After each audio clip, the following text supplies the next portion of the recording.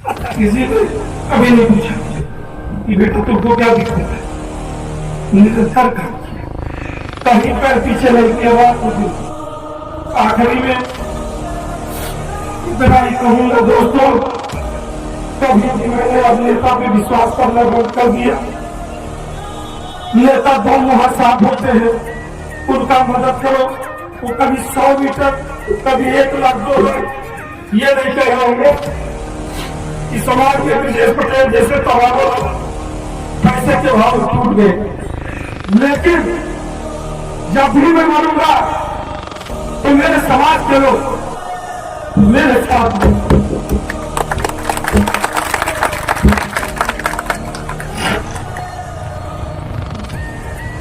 आखिरी में इतना कहना चाहता हूं, ब्रजेश पटेल जिंदाबाद, जिंदाबाद, ब्रजेश पटेल जिंदाबाद, जिंदाबाद। ये आजादी के 70-72 वर्षों में भी पूर्वी समाज मुर्दे की तरह जीवन जीने को मजबूर है। कभी भी सरदार पटेल की जन्म जयंती को इस तरह ऐतिहासिक नहीं बनाया गया। मेरे मन में एक मलाल रहा कि मैं वो करके दिखाऊंगा जो 70-75 वर्षों में नहीं हुआ पिछले वर्ष मैंने। और अगर गन की जरूरत पड़ेगी तो सेना खड़ी रहेगी, गन लेके मैं आऊंगा। ये भी मुझे इस बात को लेकर मुझे किसी से डर नहीं लगता।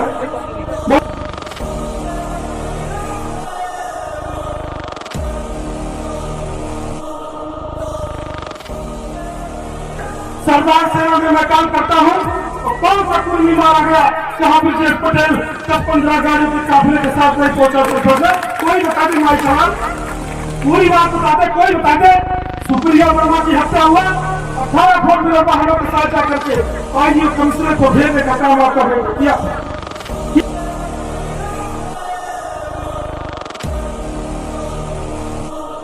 दरिया तेरी अब खैर नहीं, बूंदों ने बगावत कर ली है। नादान न समझ इनको, लहरों ने बगावत कर ली है। हम पर वाले हैं बहुत समा, मरने का किसको खौफ गया। ये तलवार तुझे झुकना होगा। गर्दन ने बगावत कर ली है, गर्दन ने बगावत कर ली है। सभी भी लीजिए और नारा लगाते हुए मुस्कुराते हुए चलना।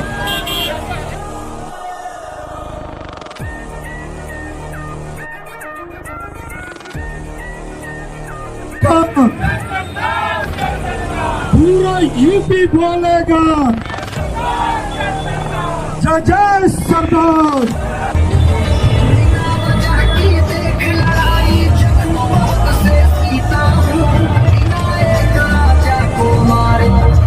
कम नहीं है ये मैसेज उत्तर प्रदेश के कोने कोने ले जाना चाहिए, इसलिए पूरी ऊर्जा के साथ लगाइए जय सरदार, जय सरदार।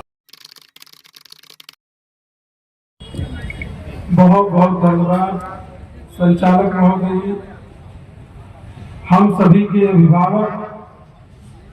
सबसे पहले हम सभी के मसीहा किसानों के नेता, भारत रत्न लौह पुरुष सरदार वल्लभ भाई पटेल जी के चरणों में श्रद्धा का सुमन अर्पित करता हूं एवं बहुजन समाज में जन्मे सभी संतों गुरुओं को नमन करता हूं। मंच पे मंचासीन हमारे अभिभावक, हमारे अग्रज, जिनके प्रेरणा से मैं विगत 12-14 वर्षों से संघर्ष कर रहा हूं, आदरणीय दीवान चंद्र पटेल जी, किसान यूनियन के वरिष्ठ नेता आदरणीय त्रिवेणी चौधरी साहब, हमारे बीच में श्री अनूप चौधरी जी हैं जो पूर्वांचल के अध्यक्ष हैं। आप भी भारतीय किसान यूनियन से हैं, किसान यूनियन के जिला अध्यक्ष भी बैठे हैं। मैं सबको जानता पहचानता हूं, क्योंकि बराबर कार्यक्रमों में आपके साथ संघर्ष करता हूं। हमारे बीच में बस्ती जनपद के जाने वाले डॉक्टर राजेश पटेल जी मौजूद हैं। आपके बगल में डॉक्टर बीके वर्मा जी मौजूद हैं, श्री अशोक चौधरी जी मौजूद हैं, श्री आर.के. सिंह पटेल जी मौजूद हैं, श्री शिवशंकर साका जी जो जिला पंचायत के सदस्य हैं। आपका भी दिल के गहराई से स्वागत, वंदन, अभिनंदन करता हूं। चूंकि यहाँ पे कोई ऐसी सूची नहीं रखा है जैसे मैं सबका नाम ले सकूं। सम्मानित साथियों, हमारे अध्यक्ष जी ने अभी ठीक ही कुछ बातों को लेकर के कहा है। मैं बहुत ज्यादा बात नहीं करूंगा क्योंकि तमाम हमसे वरिष्ठ वक्तागण अपनी बातों को रख चुके हैं।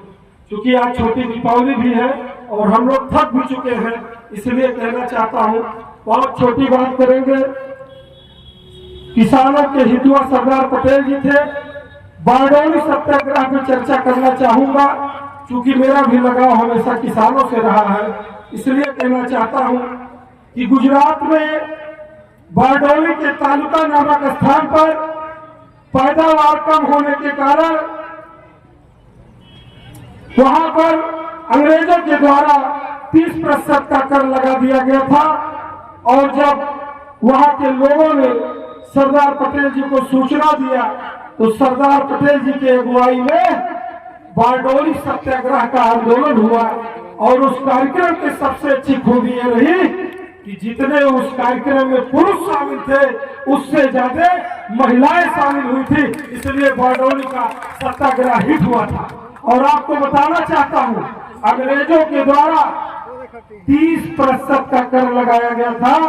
किसी ने कहा 20%, किसी ने कहा 22%, 30% का कर लगाया गया था। और अंततः सरदार पटेल जी ने अंग्रेजों को झुकाने का काम किया था। अंग्रेजों को झुकना पड़ा और कर को 6.3% लागू करना पड़ा। ऐसे ही शक्तिशाली हमारे सरदार पटेल जी थे। और सरदार की उपाधि जो मिला वहां की बारडोली की महिलाओं के द्वारा उनको सरदार के उपाधि से नवाजने का काम वहां की महिलाओं ने किया था। दोस्तों, इस बात को मैं बताना चाहता हूं। हमारे सम्मानित विश्वनाथ भैया बैठे हैं, मैं सबको जान रहा हूं, इसलिए नाम नहीं ले पा रहा हूं। और कहना चाहता हूं दोस्तों, मैं हमेशा रचनात्मक काम करता हूं और किसी के दिखावे वाले रास्ते पे मैंने कभी नहीं चला।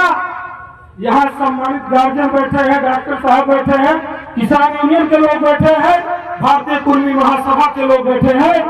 लेकिन मुझे इस बात की शर्म आती है कि आजादी के 70-72 वर्षों में भी कुर्मी समाज मुर्दे की तरह जीवन जीने पर मजबूर है।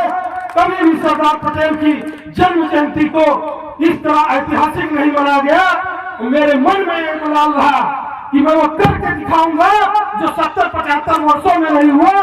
पिछले वर्ष मैंने इसी बस्ती के सरजमी पे सैकड़ों वाहनों के साथ इस कारवा को सफल करने का काम किया था।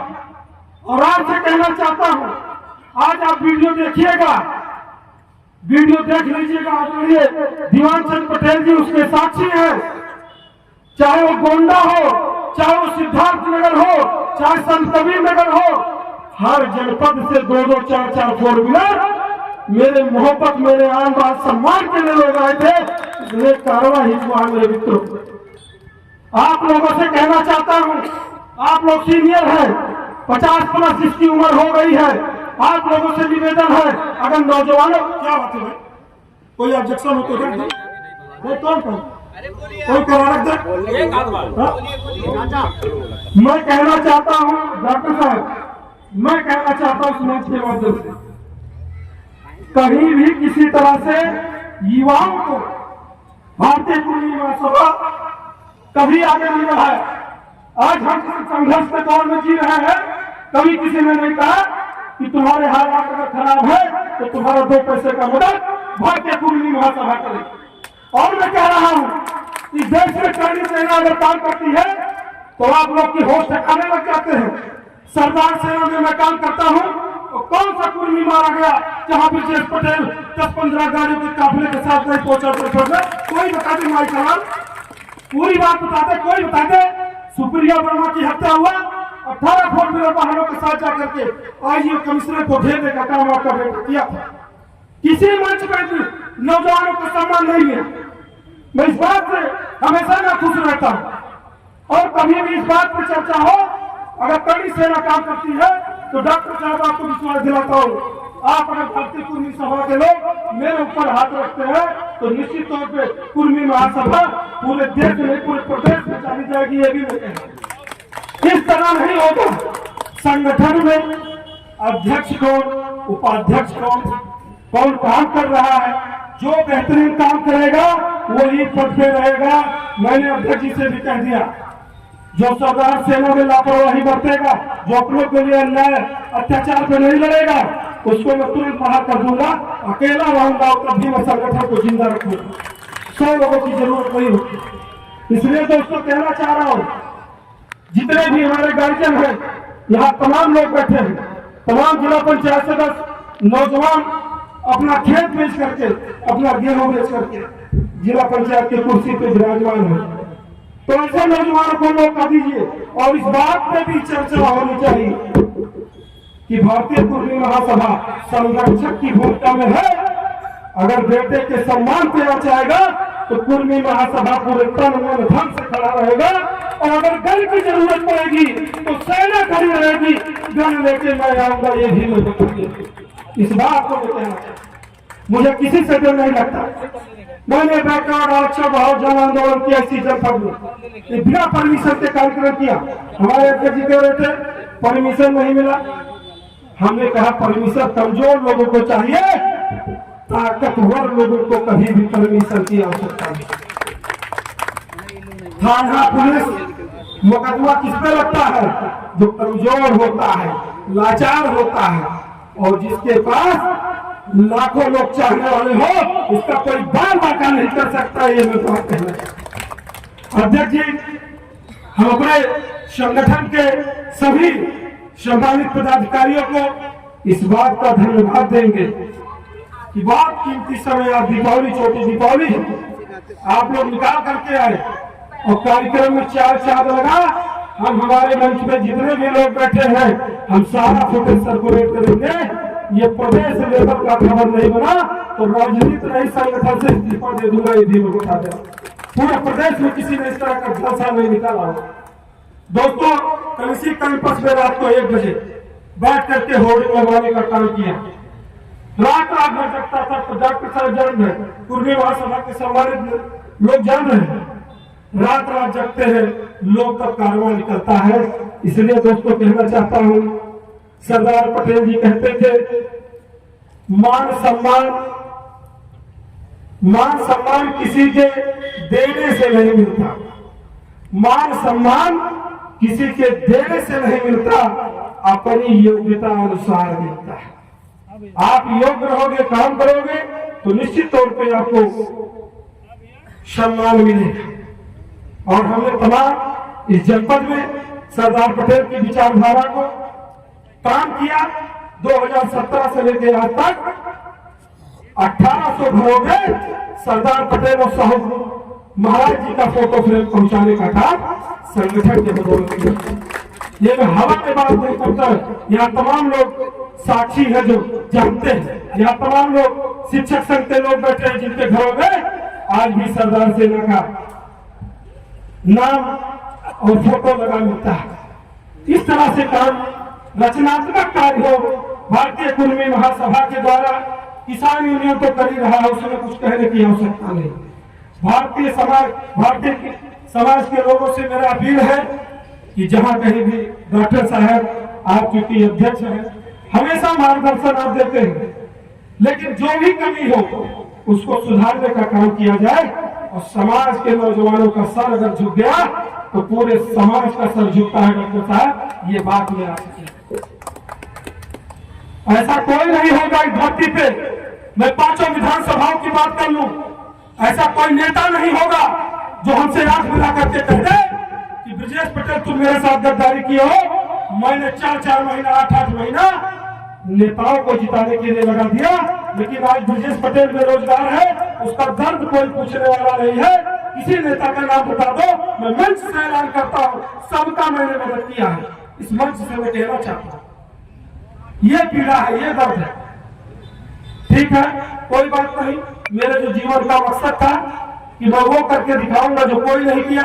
उन्होंने पिछले वर्ष भी पटेल जयंती करके दिखा दिया था। मौत तो आज आए या कल आए, यही सच्चाई है। डॉक्टर साहब, दिवाकर जी की मौत तो आएगी, लेकिन जब भी मैं मरूंगा तो मेरे समाज के लोग मेरे साथ में।